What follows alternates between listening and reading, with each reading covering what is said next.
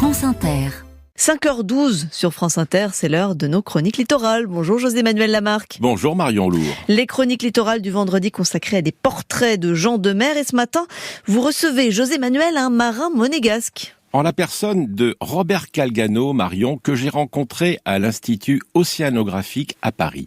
Bonjour Robert Calgano. Bonjour. Robert Calgano, vous êtes le directeur de l'Institut Océanographique de Monaco, vous êtes polytechnicien, vous êtes un grand défenseur de l'océan. Je suis originaire de Monaco et la mer Méditerranée était ma mère patrie en quelque sorte et j'ai été toujours très attaché à la défense de la nature. J'ai une expérience personnelle qui peut être intéressante dans ce moment puisque j'ai commencé à travailler à la fois au tout début dans le public au ministère de l'Environnement en France, mais aussi dans le privé, dans des grandes sociétés d'ingénierie et de développement de projets. Puis j'ai rejoint le Prince souverain en 2005, le Prince Albert II, et aujourd'hui j'essaye d'apporter ma contribution et également ma connaissance du secteur privé. Je pense que c'est important parce qu'au-delà de convaincre les gouvernements, le grand public, aujourd'hui une des grandes priorités de l'Institut Océanographique et d'amener, de convaincre le secteur privé de mieux prendre en compte la nature et la protection de la nature. L'Institut Océanographique de Monaco, qui a une antenne à Paris, institut historique. L'Institut a été créé en 1906 par le prince Albert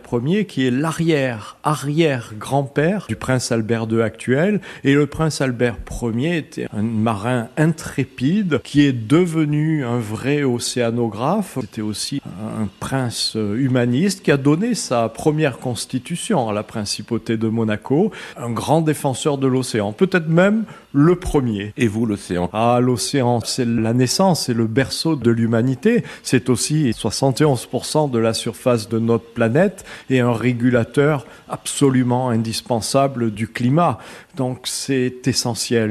L'humanité va chercher à utiliser cette surface disponible. Ce qui est essentiel, c'est qu'elle le fasse bien. Et là, il y a deux possibilités. Soit on considère l'océan comme un endroit de non-droit où tout est permis, où le premier arrivé se sert et pêche le dernier poisson disponible. Et là, ça va mal se terminer. Ou alors, on essaye progressivement de mettre en place une nouvelle régulation en sachant que l'océan, effectivement, n'appartient à personne, mais je dirais plutôt l'océan appartient à tout le monde. Donc faisons en sorte que ce soit un patrimoine mondial de l'humanité. Transition facile maintenant avec la conférence internationale des Nations Unies à Nice en juin prochain, l'UNOC. Ce fameux UNOC, United Nations Ocean Conference. Je me réjouis que la France et le Costa Rica aient décidé donc d'organiser en juin 2025 cette conférence à Nice. Et nous avons été invités par le président de la République française et le président du Costa Rica